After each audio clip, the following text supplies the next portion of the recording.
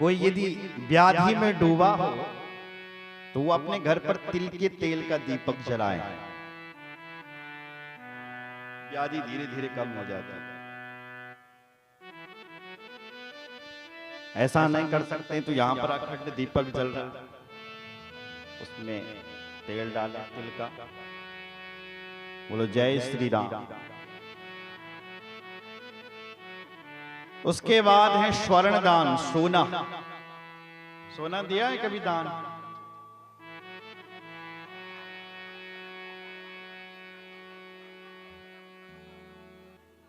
क्या चीज? देवताओं को चढ़ते हैं सफेद तिल पितरों को, ठीक है? तो आपने काले तिलों का दान करना है। और जब भी पितरों को तिलांजलि दें, श्रद्धांजलि दें अपने पुरखों को, पूर्वजों को, सफेद तिलों की तिलांजलि देनी चाहिए। बोलो जय श्री राम। उसके बाद स्वर्ण दान। स्वर्ण दान भी मुक्ति के लिए होता है। घी दान। घी खाने में कम फायदा करेगा लेकिन जलाने में ज्यादा, इसलिए घी की आहुति देनी चाहिए, घी जलाना चाहिए। घी जलाने से हमारे अंदर की जो अग्नि है ना वो प्रबल होती है। हमारे अंदर भी एक अग्नि है जिसका नाम है जठर अग्नि, जो हमारे भोजन को पाचन करती है। जब आप अग्नि में घी जलाते हैं तो हमारे अंदर की जठर अग्नि प्रबल होती है। वस्त्र पितरों के लिए दान दिए जाते हैं, वस्त्र दान किया करो। धान्य, गुड़, चांदी, नमक। नमक दान का बहुत बड़ा महत्व है पुराण। जिनका भोजन नहीं पचता जिन्हें, उन्होंने नमक दान करना चाहिए। कुष्मांड और 12वां दान कन्या दान। ये दान अपने आप में महान दान है। बोलो जय श्री राम। इसलिए ऋषियों, इस प्रकार से व्यक्ति को अपने जीवन में दान पुण्य करनी ही चाहिए।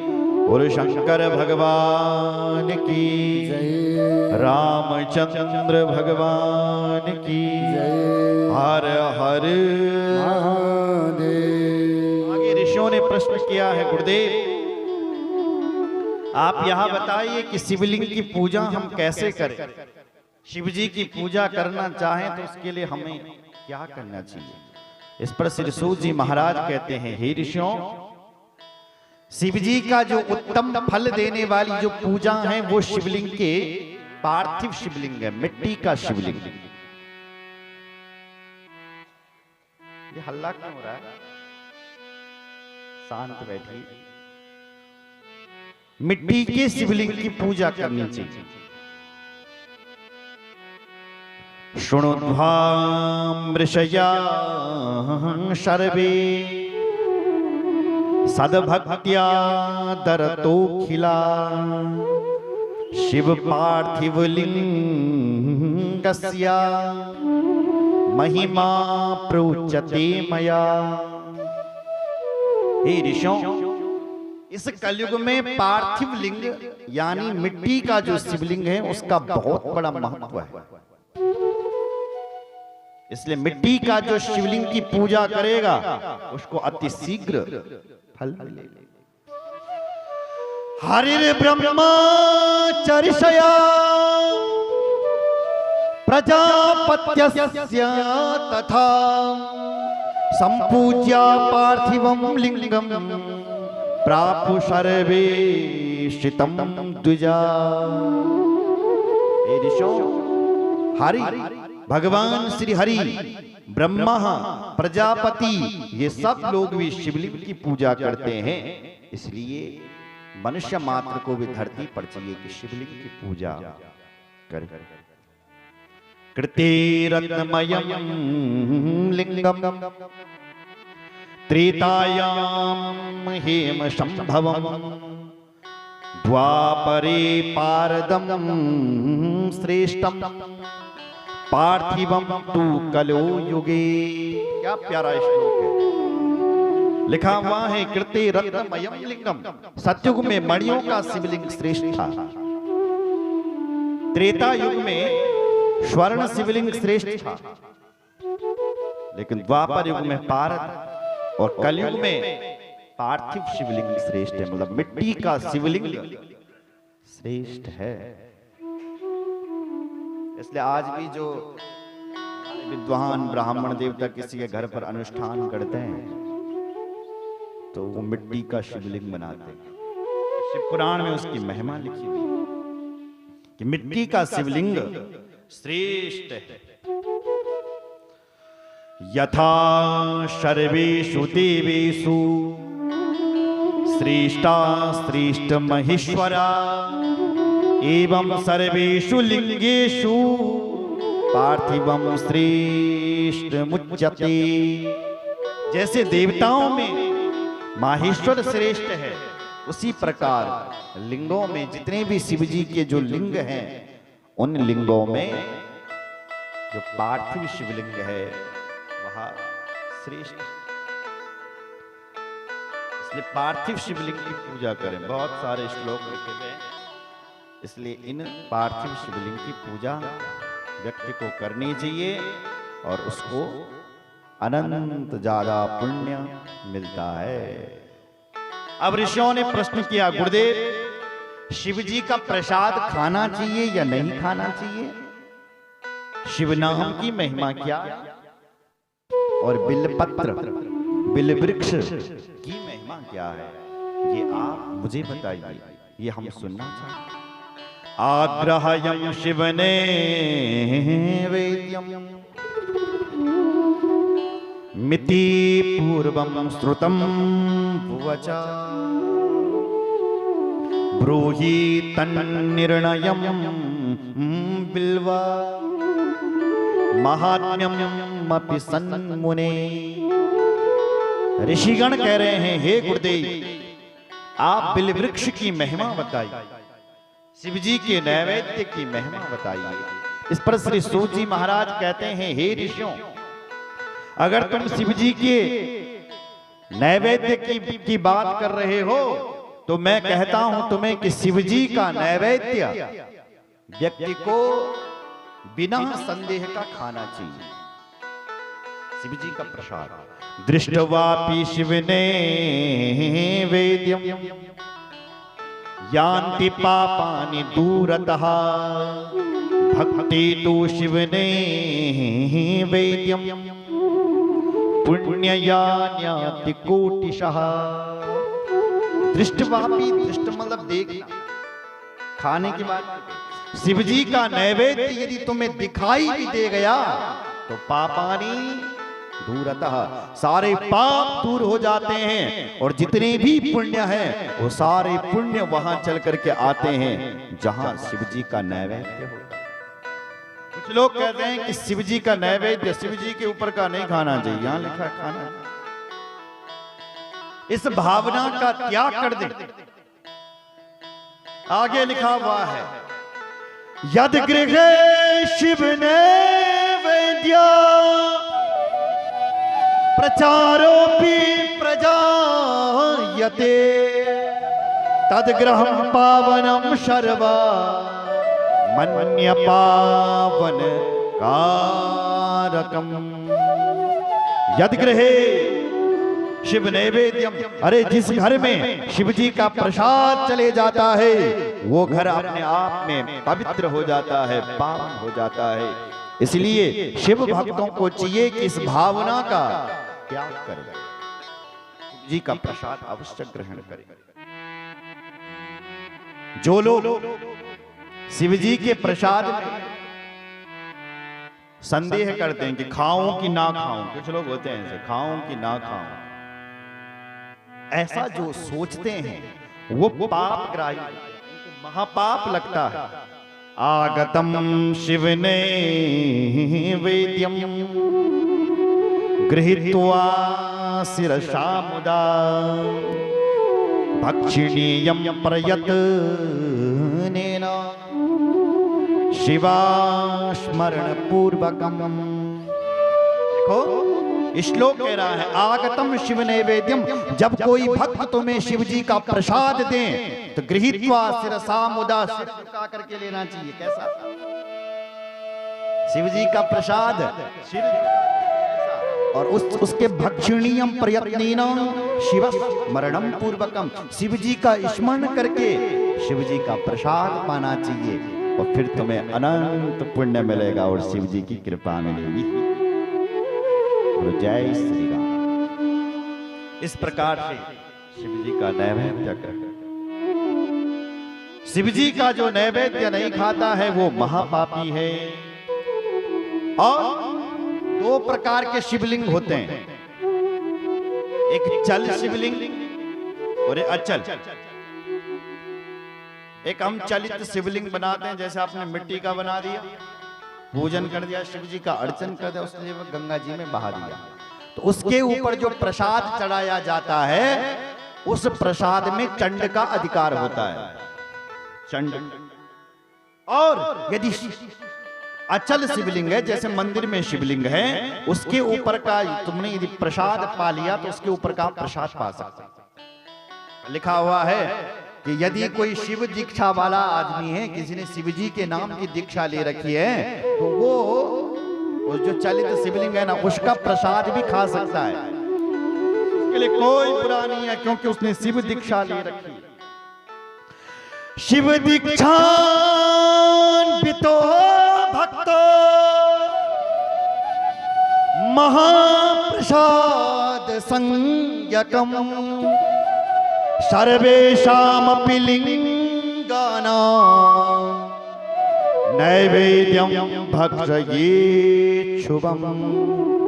जो लोग शिव दीक्षा वाले हैं, जिन्होंने शिव नाम की दीक्षा ले रखी है, ऐसे जो लोग होते हैं वो सर्वेषाम लिंगाना, सारे लिंगों का, जितने भी लिंग होते हैं, चल हो या अचल हो या प्रतिष्ठित हो या अप्रतिष्ठित शिवलिंग हो, वो सारे शिवलिंगों का प्रसाद पा सकता है।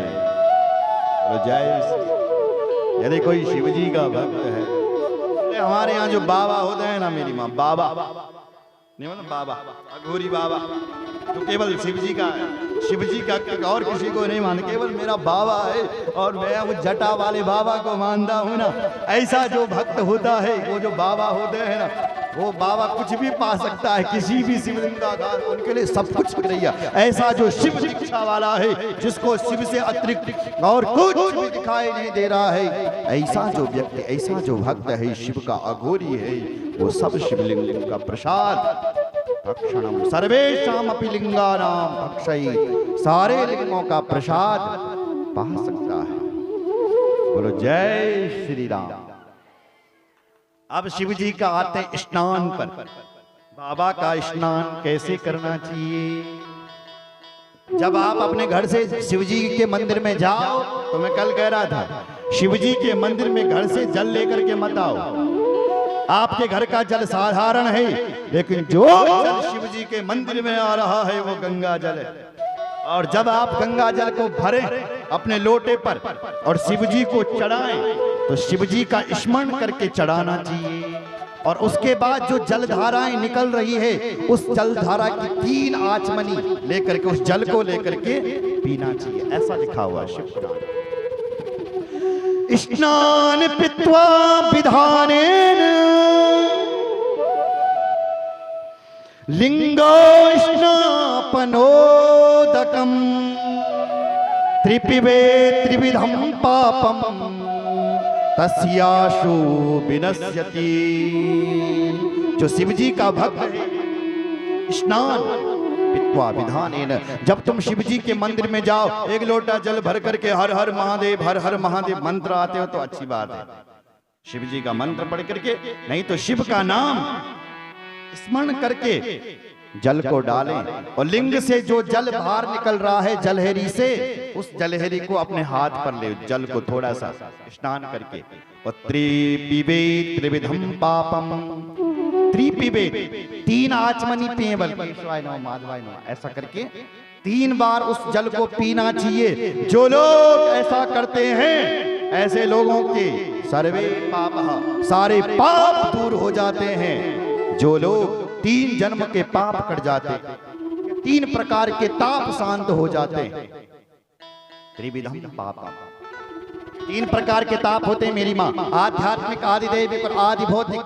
इन्हीं को कहा गया है दैविक, दैविक और भौतिक। आध्यात्मिक ताप, आदि दैविक, आदि भौतिक, दैविक और भौतिक। आध्यात्मिक ताप किसे कहते हैं? ये 2 प्रकार के होते हैं, एक शारीरिक और एक मानसिक। कुछ लोग कहते हैं, बोले भैया देखो देखो, शरीर में फोड़ा हो गया, फुंसी हो गया, मलेरिया हो गया, तो ये किसमें हो रहा है? शरीर में। इसको कहते हैं शारीरिक ताप। कुछ लोग कहते हैं शरीर से तो मैं स्वस्थ हूं, देखो 60 साल का हो गया, आज तक दवाई नहीं खाई मैंने एक भी। पर क्या करूं महाराज, क्रोध बहुत आता है मुझे। बहू ऐसी आई है घर में कि मनमानी करते, एक भी नहीं मानती, मुझे भयंकर क्रोध आता है। अब बताओ, शरीर से तो स्वस्थ है लेकिन मन से खराब है, मानसिक क्रोध। ये मानसिक ताप, जो शरीर में फोड़ा फुंसी हो रही है, शारीरिक ताप। शिवजी के शिवलिंग पर स्नान कराओ और 3 आचमनी जल पी लो, ये ताप भाग जाएगा। ना आपको क्रोध आएगा, ना आपके शरीर पर कोई फोड़ा फुंसी, शारीरिक ताप उत्पन्न होगा। आध्यात्मिक दूसरा होता आदि दैविक, जो अपने द्वारा नहीं देवताओं के द्वारा किया जाता है। कैसे? जैसे तुमने खेतों पर खूब काम किया, काम क्या किया? हल जोता, निलाई, उसके बाद धान लगाया, उसके बाद क्या किया? निलाई गुड़ाई की।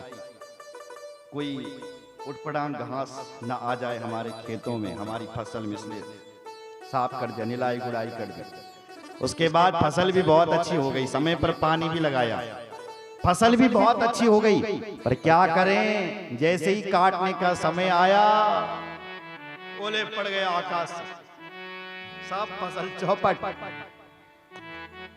अब ये आपके द्वारा तो नहीं, दैव प्रदत्त है, दैव के द्वारा। इसको कहते हैं दैविक ताप, अपने द्वारा नहीं देवताओं के द्वारा किया जाता है। तो भगवान के चरणों में आ जाओ, भगवान की 3 आचमनी ग्रहण कर लो, ये ताप भी नहीं सताएगा। तीसरा होता है भौतिक, मतलब भय से जो ताप उत्पन्न होता है उसको कहते हैं भौतिक ताप। जैसे आपके घर में सांप घुस गया, जब घुसा था तब तो देख लिया, लेकिन बाहर आता वह नहीं दिख रहा है, तो अब घर में जाने बड़ा डर लग रहा है। ओहो, सांप गया है अंदर, हम नहीं जाएंगे अंदर, दिख भी नहीं रहा, न जाने कहां चले गए। किसका डर लग रहा है? सांप का। क्या उपस्थित हो रहा है? भय। इसको कहते हैं भौतिक, जो भय से उत्पन्न हो रहा है। शिव जी का अभिषेक करो, 3 आचमनी ग्रहण करो, सारा भय भाग जाएगा। बोलो जय श्री राम। रामचंद्र भगवान की जय। हर हर महादेव। अब बारी है उनकी जो अपने आप को नारायण का भक्त मानते हैं, तो कहते हैं मैं तो बंसी वाले को मानता हूं, इसलिए मैं शिव जी का प्रसाद नहीं खाता हूं। उनके लिए श्लोक लिखा है, आग्रयम शिवने वेद्यम पत्रम पुष्पम फलम जलम शालिग्राम शिला शंगा सर्वयाति पवित्रताम। जो लोग नारायण के भक्त हैं और ये कहते हैं कि शिव जी का प्रसाद मत खाओ, शिव जी के ऊपर का प्रसाद मत खाओ, ऐसे नारायण के भक्तों को भी शिव जी का प्रसाद पाना चाहिए। बोले कैसा पाना चाहिए? यदि तू नारायण का भक्त है तो शिव जी का प्रसाद ले जाकर के शालिग्राम शिलाशंगा, शालिग्राम भगवान से स्पर्श करा देना और फिर उस प्रसाद को पा लेना, पवित्र हो जाएगा तेरे लिए। विष्णु भक्त ऐसा करे और फिर शिव जी के ऊपर का प्रसाद अवश्य पाए। अब प्रश्न उठता है कि शिव जी के ऊपर का पैसा लेना चाहिए या नहीं लेना चाहिए। कुछ लोग ये भी कह रहे हैं भाई शिव जी के ऊपर का पैसा भी नहीं लेना चाहिए, क्या करें? किनारे, तो उनके लिए लिखा है लिंगो परिचय द्रव्यम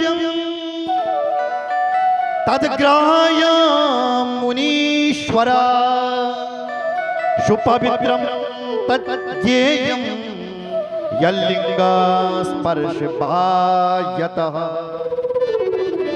हे ऋषियों, जो शिवलिंग के ऊपर पैसा रखा हुआ है उसको नहीं लेना चाहिए, चाहे वो ब्राह्मण ही देवता क्यों ना हो। पर यदि शिवलिंग के ऊपर किसी ने पैसा चढ़ा दिया उसको ब्राह्मण भी नहीं ले सकता। तो भाई क्या करें फिर? बोले जो शिवलिंग से अलग है उस प्रसाद, उस धन को आप ले सकते हैं। और माताओं से भी निवेदन है, जब भी आप शिव जी के मंदिर में जाओ तो शिवलिंग के ऊपर पैसा ना चढ़ाएं। चढ़ाना ही है तो शिवलिंग के ऊपर टच करके अलग रख ले पैसा, वो पंडित जी उस पैसे को ग्रहण कर सकते हैं। या शिवलिंग के ऊपर रखा हुआ है तो कहते हैं नहीं ग्रहण करना चाहिए। पर यदि शिवलिंग से अलग है तो पवित्रम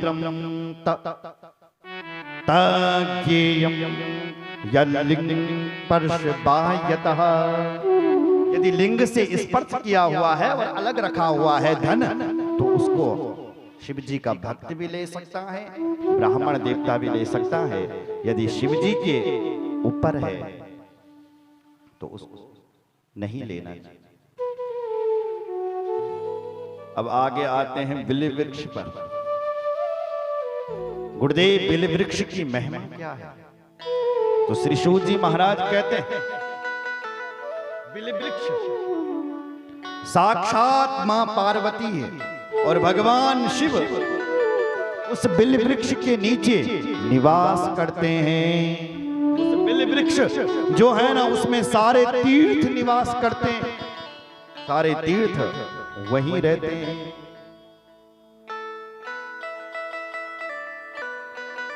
पुण्यम तीर्थानि यावन्ति लोकेषु प्रतितान्यपि तानि सर्वाणि तीर्थानि बिल्वमूले बसन्ति। वाह, तानि सर्वाणि तीर्थानि बिल्वमूले वसन्ति। जितने भी तीर्थ सुने जाते हैं वो सारे तीर्थ बिल्व वृक्ष के मूल में जाकर के निवास करते हैं। इसलिए कभी मौका मिल जाए तो बिल्व वृक्ष के नीचे शिव जी की पूजा करें, अत्यंत उत्तम फल मिलेगा। पूजयेद बिल्वमूलम यो गंध पुष्पादिभिर्नरा शिवलोकमवाप्नोति संतति वर्धते सुखम। जिन लोगों की संतान नहीं हो रही है, ऐसे लोग भी यदि गंधाक्षत पुष्पाणि से षोडश उपचार से यदि शिवजी की पूजा बिल्व वृक्ष के नीचे करें तो उनको संतान का सुख मिल जाता है।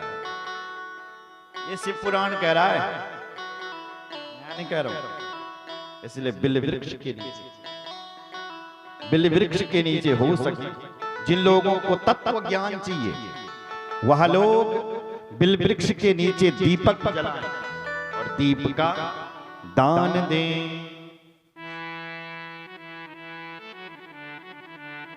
जो लोग बिल्व वृक्ष के नीचे पूजन करते हैं ऐसे लोगों को अनंत गुना फल मिलता है। जो लोग धनवान नहीं, ऐसा जिनके पास टिकता नहीं, ऐसे लोग बिल्व वृक्ष के नीचे शिव की पूजा कर करके फिर खीर का प्रसाद बांटें। कहते हैं उनके घर से दरिद्रा देवी चले जाती है और लक्ष्मी देवी का हमेशा हमेशा के लिए वास होता है। बिल्वमूले क्षीर युक्ता मन्ना माजेन संयुतम यो दद्या शिव भक्ताय सदरिद्रो न जायते। क्षीर युक्त बिल वृक्ष के नीचे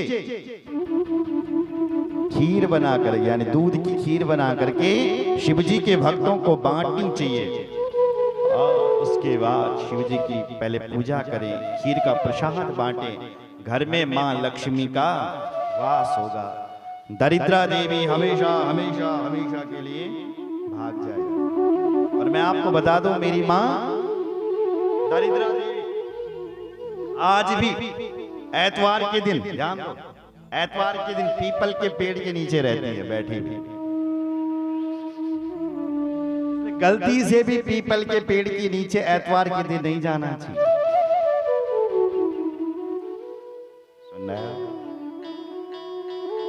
और जो जाता है ना, वहां से दरिद्रा को लेकर के जाता है। जाना ही है तो शनिवार को जाओ। शनिवार को वहां साक्षात लक्ष्मी और नारायण रहते हैं। बोलो जय श्री राम। एक बार क्या हुआ कि जब समुद्र मंथन हो रहा था, तो समुद्र मंथन से दो देवियां निकली, एक लक्ष्मी और एक दरिद्रता।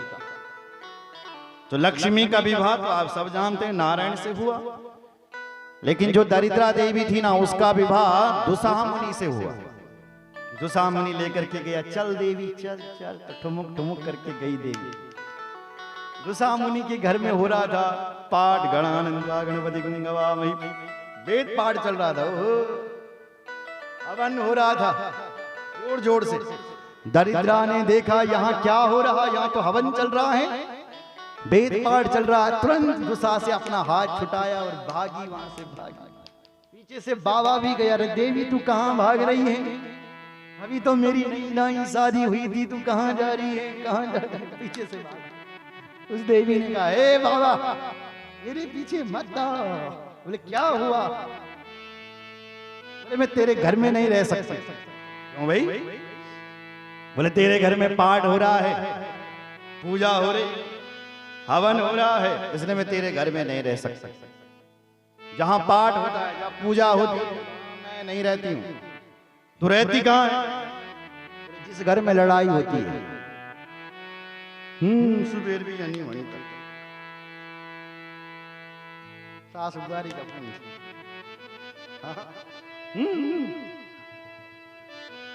वहां दरिद्रा का वास। दो लोग आपस में लड़ाई, जहां लड़ाई झगड़ा चल रहा है, बोले जहां लड़ाई झगड़ा होता है वहां मैं रहती हूं। जो लोग पूजा नहीं करते, पाठ नहीं करते, मंदिर नहीं जाते हैं, उठे ही खड़ा और खाए तो उठे खड़े और खाए और चल पड़े। न पूजा की ध्यान, न पाठ, कुछ भी पता नहीं था। न पूजा करते, न पाठ करते, न हवन करते, खाया और सोया। मैं ऐसे लोगों के घर में रहती हूं। सुन रहे? इसलिए जाओ घर में। दुसाह मुनि भी चलेगा नाराज होके, आ गया अपनी कुटिया में। मैं तो करूंगा पूजा माथा तो।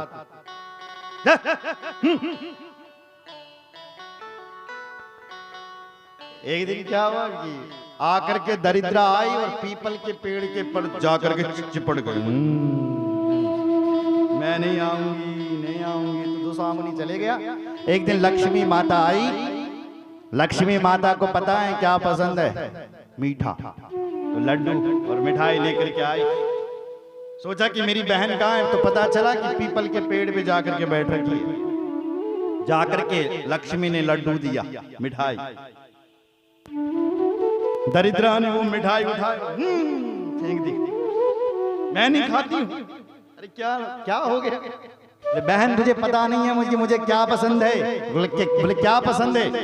बोले मुझे तीखा पसंद है, तीखा और खट्टा। आज भी लोग अपने घरों में तीखा टांगते हैं, नींबू और मिर्च टांगते हैं। दरिद्रा का भोजन। हमारे घर में नित्य दो देवियां चल करके आती है, एक लक्ष्मी और एक दरिद्रता। तो लक्ष्मी को मीठा पसंद है। लक्ष्मी जब देखती हैं कि बाहर कुछ नहीं मिल रहा है तो तुरंत अंदर घुस जाते, अंदर कुछ मिलेगा। लेकिन दरिद्रा जब आती है और उसको जब बाहर ही दिख जाता है नींबू और मिर्च, खट्टा और तीखा, तो खा करके चले जाते हैं। इसलिए आज भी लोग अपने घर में नींबू और मिर्च था। कुछ लोग कहते हैं इसलिए टांगी है कि नजर ना लग जाए, नहीं, इसलिए टांगी है क्योंकि हमारे घर में लक्ष्मी और दरिद्रा नित्य आती है। दरिद्रा को जब उसका भोजन मिल जाता तो खा करके चले जाती, अंदर नहीं जाती। तो लक्ष्मी गई, बोले बहन खा ले, तो उसने यूं फेंक दिया, मुझे नहीं खाना है, मुझे पता है कि मुझे तीखा और खट्टा पसंद है। तो लक्ष्मी मैया भी नाराज होके चले गए, जाने लग गए दोनों। फिर भी लक्ष्मी ने कहा, हे भगवान नारायण, ये मेरी बहन है, इसको कुछ तो दे दो। तो भगवान नारायण बोले, हे देवी दरिद्रा, वैसे तो तू बड़ी दुष्ट है, मैं तुझे यहाँ देने नहीं आया था, लक्ष्मी के भरोसे आ गया, फिर भी मेरी देवी कह रही तो तुझे दे देता हूँ। आज शनिवार है और शनिवार के दिन हम लक्ष्मी और नारायण दोनों यहाँ आए हैं। जो भक्त पीपल के पेड़ के पर शनिवार के दिन आएगा, दीपक जलाएगा, नारायण की पूजा करेगा, वो हम दोनों लक्ष्मी और नारायण को अपने घर लेकर के जाएगा। जाओ, आशीर्वाद। आज भी जो भक्त शनिवार के दिन पीपल के पेड़ के नीचे धूप जलाता है, दीप जलाता है, पूजन करता है, वो लक्ष्मी और नारायण को अपने घर लेकर के जाता है।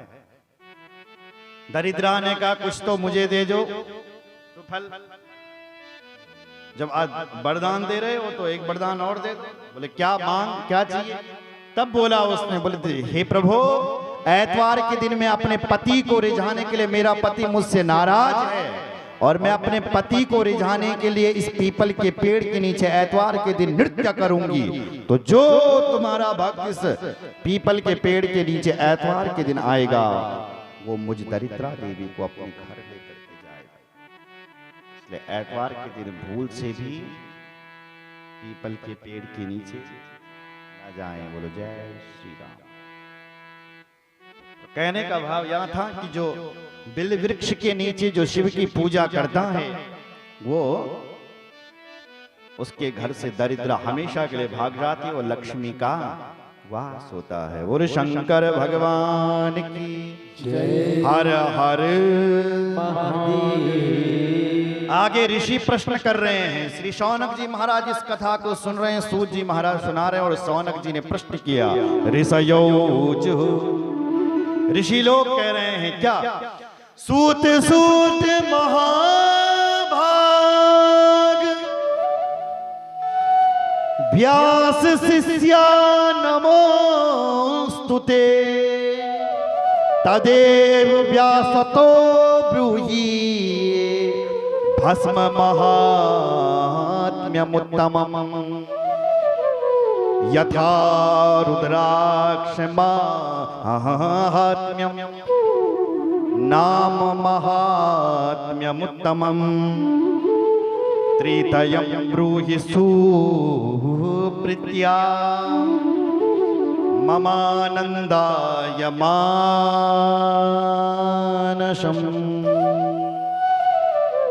हे गुरुदेव, हे सूत सूत महाभाग, हे व्यास्य, हमने प्रत्यक्ष देख लिया है कि हमें बहुत आनंद आ गया, लेकिन अब हमारा प्रश्न है कि आप हमें भस्म महात्म्य सुनाइए। शिवजी जो अपने माथे पर जो भस्म लगाते हैं वो क्यों लगाते हैं और काय की भस्म लगाते हैं? आप हमें भस्म महात्म्य। हे गुरुदेव, हमें आप रुद्राक्ष महात्म्यम, रुद्राक्ष की महिमा बताइए। हे गुरुदेव, आप हमें नाम महात्म्यम, नाम की महिमा बताइए। हम पर कृपा कीजिए, करुणा कीजिए। श्री सूत जी महाराज बोले, हे ऋषियों, अब मैं तुम्हें रुद्राक्ष की महिमा, भस्म की महिमा और शिव जी के नाम की महिमा तो कल 2 बजे से बताऊंगा। कितने बजे से? हाँ ऋषियों, आज वाणी को यहीं पर विराम और कथा में 2 बजे से बताऊंगा। और शंकर भगवान की हर हर हर हर। आइए एक भजन करते हैं।